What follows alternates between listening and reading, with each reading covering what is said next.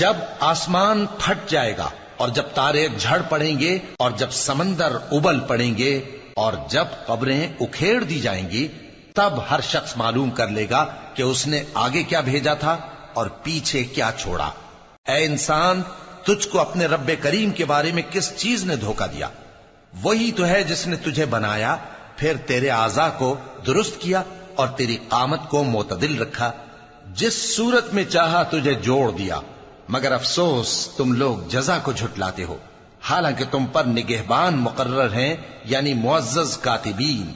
جو کچھ تم کرتے ہو وہ اسے جانتے ہیں۔ بے شک نیکوکار نعمتوں کی بہشت میں ہوں گے اور بدکردار دوزخ میں، یعنی جزا کے دن اس میں داخل ہوں گے اور اس سے چھپ نہیں سکیں گے۔